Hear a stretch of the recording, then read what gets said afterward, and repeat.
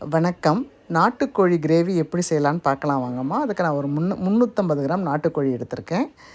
அதை சுத்தமாக கழுவிட்டு ஒரு குக்கரில் சேர்த்துட்டு ஒரு அரை ஸ்பூன் மஞ்சத்தூள், அரை ஸ்பூன் மிளகாத்தூள், தேவையான விளக்கெண்ணெய் போட்டு தேவையான தண்ணியும் போட்டு நல்லா கலந்து கொடுத்து தண்ணி கொதித்ததுக்கப்புறம் குக்கர் மூடியை போட்டு வேக வைக்கணுமா. நல்லா தண்ணி கொதிக்கட்டுமா, நல்லா கலந்து கொடுத்துட்டு குக்கர் மூடியை போட்டு நம்ம ஒரே ஒரு விசில் வச்சா போதுமா. அதிகமாக விசில் வைக்கக்கூடாதுமா. நல்லா மூடி போட்டு ஒரு விசில் வந்தால் போதுமா. அதிகமாக விசில் வச்சோமா எலும்பு தனியாக சதை தனியாக வந்துடும். அப்புறம் அது நல்லா இருக்காதுமா. ஒரு விசில் வந்ததுக்கப்புறம் நம்ம கேஸை ஆஃப் பண்ணிவிட்டு இதை எப்படி செய்யலான்னு பார்க்கலாம் வாங்க. தேவையான பொருட்கள் எடுத்து வச்சுருக்கோமா. அடுப்பை பற்ற வச்சு ஒரு வானல் வச்சு 2 குழிக்கரண்டி அளவுக்கு எண்ணெய் போட்டிருக்கோமா. எண்ணெய் காயட்டும்.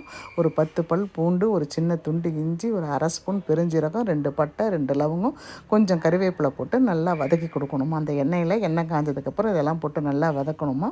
ஒரு கைப்பிடி அளவுக்கு சின்ன வெங்காயம் சின்ன சின்னதாக கட் பண்ணி வச்சுருக்கேன், அதையும் நல்லா போட்டு வதக்கணுமா. மீடியம் சைஸ் தக்காளி ஒன்று நல்லா பழுத்து தக்காளி எடுத்து அதையும் சின்ன சின்னதாக கட் பண்ணி இந்த கலவையோட போட்டு நல்லா நம்ம வதக்கி கொடுக்கணுமா. நல்லா வதங்கணும். வெங்காயம், தக்காளி, பூண்டு இதெல்லாம் நல்லா வதங்கணுமா. அந்த அளவுக்கு நல்லா வதக்கி கொடுக்கணும். வதங்கினதுக்கப்புறம் ஒரு நிமிஷம் ஒரு மூடி போட்டு கூட மூடி வச்சோமா நம்ம தக்காளி கரைஞ்சி வருமா. அப்போ தான் குழம்பு ரொம்ப நல்ல டேஸ்ட்டாக இருக்குமா. நல்லா வதங்கி கொடுத்துடுச்சு. இப்போ நம்ம வேக வச்ச சிக்கனை இதில் சேர்த்துக்கலாமா. நாட்டுக்கோழி இதோடு சேர்த்துக்கணுமா. இந்த சைட் டிஷ் வந்து பிரியாணிக்கு சூப்பராக இருக்குமா. பிரியாணி கூட கலந்து சாப்பிட்றப்ப பிரியாணி செம்ம டேஸ்ட்டாக இருக்குமா. இட்லி, தோசை, சப்பாத்தி, பூரிக்கெல்லாம் கூட சாப்பிட்லாம். ரொம்ப அருமையாக நல்லா இருந்ததுமா.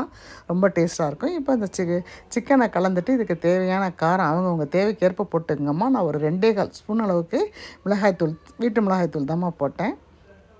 தேவையான உப்பையும் போட்டு இது ஒரு தண்ணி குழம்பு மாதிரி தான் வச்சோம். அதனால் கொஞ்சம் தண்ணி தேவையான அளவுக்கு தண்ணி கலந்து நல்லா கொதிக்க விடணுமா. நல்லா கலந்து கொடுத்துட்டு மிளகாத்தூள் உப்பெல்லாம் கலந்ததுக்கப்புறம் தேவையான தண்ணியும் சேர்த்து நல்லா கொதிக்க வைக்கணுமா. இந்த மிளகாத்தூள் ஸ்மெல் போகிற வரைக்கும் நல்லா கொதிக்கட்டும். அது ரொம்ப அருமையாக இருந்ததுமா.